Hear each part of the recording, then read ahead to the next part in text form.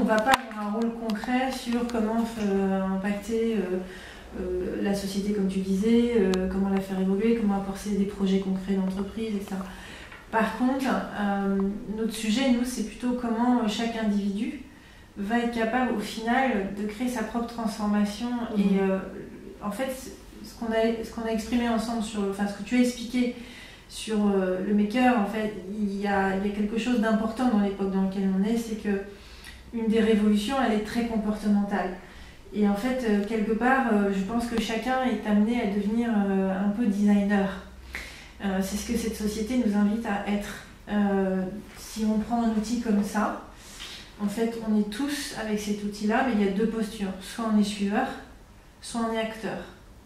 Si on veut être acteur de cet outil-là, qui de toute façon nous met en convergence, en comportement probable, on est en temps réel, selon sa situation, on va réagir, on sait comment l'utiliser par rapport à son besoin immédiat, sauf qu'on est très guidé par un fonctionnement qui nous a été soumis. Et puis après, il y a une deuxième posture, c'est de se dire, mais en fin de compte, comment ça marche ça ? Pas forcément du point de vue geek au sens pur et dur, mais au sens comment l'outil fonctionne pour en fin de compte m'aider à mieux fonctionner moi-même. Et là, c'est une autre posture, c'est-à-dire que la digitalisation des entreprises, par exemple, ne serait-ce que l'Internet, nécessite à chacun de faire l'effort d'acquérir un autre mode de pensée par rapport à l'usage de l'Internet ou de son mobile. Voilà. Et ça, on ne nous l'apprend pas forcément entre guillemets. Ça demande en fait de sortir des référents dans lesquels on a été construit et de s'ouvrir à d'autres. Donc, en fait, cet exercice-là revient à ce que le designer fait fondamentalement, c'est-à-dire je me repose des questions sur la chose et j'essaie de voir un peu quelles sont les réponses. Donc ça nous demande d'être observateur à nouveau, de pouvoir faire de la recherche, de prendre le temps de réfléchir, de prendre le temps de tester et d'avoir peut-être la capacité à passer de la connaissance à la méconnaissance et de transformer. Dans la remise en question. Mais attention quand même à une chose, c'est que le designer, il a effectivement en lui cette capacité à faire tout ça, c'est-à-dire re-questionner. Pour autant, il est aussi formé à savoir sourcer, connaître les matériaux. Il y a quand même une connaissance du designer que le maker lambda n'a pas forcément. C'est un apprentissage, c'est une connaissance sur les résistances des matériaux. Il y a quand même une matérialité au design. Bon, le design de l'innovation, l'innovation sociale, c'est un peu différent, mais il y a des process, il y a des modes d'écriture de scénario, il y a... très personnellement, on ne s'improvise pas designer. Mais c'est là où, justement, je suis parfaitement d'accord là-dessus, c'est qu'en fait, cette époque dans laquelle nous sommes plonge chaque individu dans cette capacité A, c'est ce champ de potentiel A. Donc ça, c'est le premier sujet comportemental, mais après, effectivement, si on prend plus conscience de la manière dont on peut améliorer son quotidien, ou son organisation, ou son développement, donc là, je reprends par exemple l'exemple de l'entrepreneur, de l'entreprise. Le sujet n'est pas en fait d'injecter quelque chose et c'est du tout cuit. C'est justement à un moment donné, en prenant conscience de ce champ de potentialité, après d'aller se tourner vers ceux qui savent. C'est ça. Et en fait, je pense qu'en fait, il manque une espèce de pont sur un exemple qui n'a rien à voir avec certains peut-être sujets, mais si on prend par exemple, ne serait-ce que l'usage des outils pour communiquer, effectivement, tout le monde aujourd'hui peut communiquer sur Internet sans problème. C'est-à-dire qu'on peut faire son blog, sur Internet, sur les réseaux sociaux, etc. Faire des photos. Mais quand on regarde globalement, il y a une profusion d'informations qui a été communiquée, mais de façon assez chaotique. Et du coup, si on revient en fin de compte à la recherche de communication que peut avoir l'individu, elle est plus ou moins malheureuse parce qu'elle n'est pas maîtrisée. Et elle n'est pas maîtrisée pourquoi ? Parce que derrière, ça manque en fait d'approfondissement de vraiment c'est quoi son besoin, qu'est-ce qu'on veut faire, et derrière, quelle est la méthodologie qui est appropriée pour ça.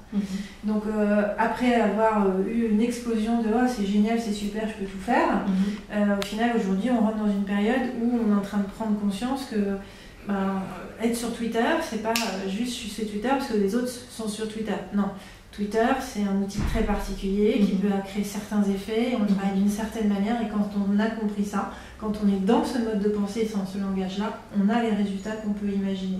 Mais c'est un investissement, c'est une méthode, etc. Le site internet, tout le monde peut faire son site internet aujourd'hui. Un outil comme WordPress ou Drupal est tout à fait accessible sans être en fait développeur, mais il faut savoir ce que l'on veut structurer, comment on veut structurer, etc. Et il y a quelques subtilités et il y a un mode de pensée aussi derrière.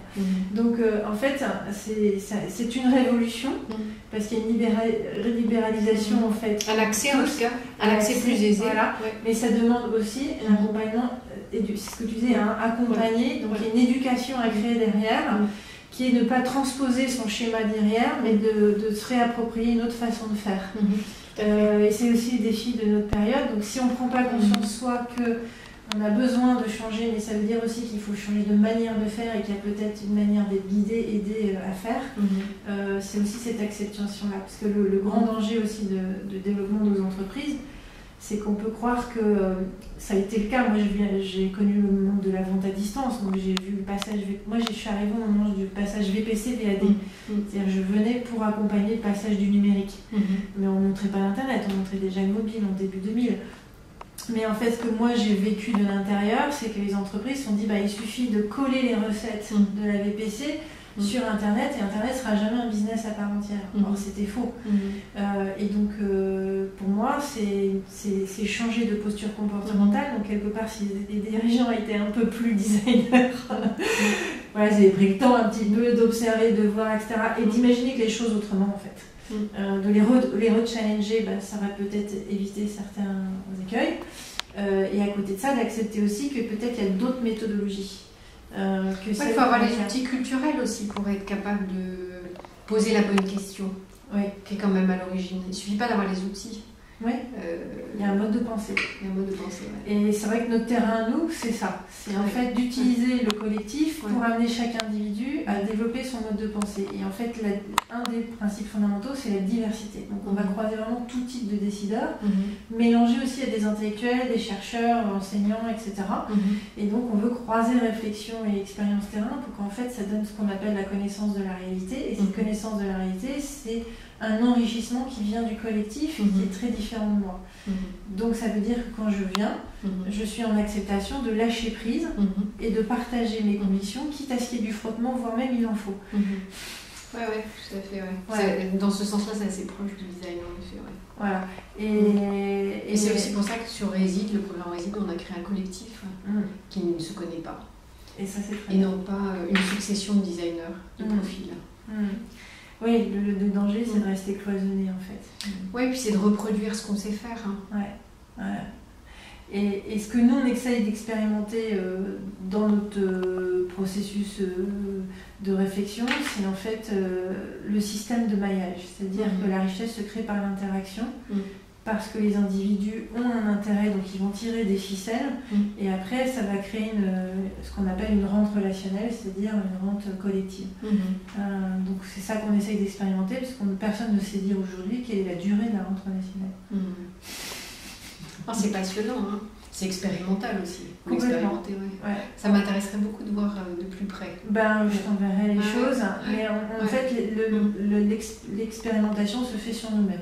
Voilà. D'accord. On est la matière, en fait. Voilà. Et c'est pour ça que depuis 2 ans, on a démarré une petite expérience de test pédagogique à l'ITEM, qui est une école d'ingénieurs, managers, entrepreneurs. C'est un mix entre Centrale Lille et Schema Business School. Donc il y a 12 ans d'existence. Et après ces 2 années d'expérience, en fait, cette année, on va décider d'aller plus loin. Et en fait, on va proposer aux étudiants de carrément faire leur business co, et donc de créer leur communauté d'étudiants diversifiés ou professeurs, etc., leur cercle de réflexion, leur journée. Donc il y a quelque part, ils s'inspirent de ce que l'on fait, mais c'est eux qui développent vraiment les sujets qui les intéressent et la manière de construire ça. En fait, ce serait intéressant aussi de le croiser avec une opération qu'on va mener pendant le colloque où on réunit toutes les écoles. Donc le colloque aboutit à la remise des prix. L'idée, c'est de leur ouvrir un peu des horizons en leur présentant des experts qui peuvent leur apporter des témoignages sur les sujets qu'ils vont traiter. Et le 3e jour, on monte avec un Belge qui vient plutôt des nouvelles technologies, ce qu'il appelle un co-creation camp. C'est-à-dire c'est le premier projet, la première expérience qu'on va mener toutes les écoles entre elles. Habituellement, c'est chaque école avec ses groupes de travail. Donc là, il y a peut-être quelque chose à... c'est intéressant. Ouais, il faudrait qu'on crée la rencontre avec Alok Nandi, parce que c'est deux méthodologies un peu différentes, mais qui visent quand même à une créativité émergée du collectif. Ouais. Ce serait bien de faire ça, ce sera le 11 octobre.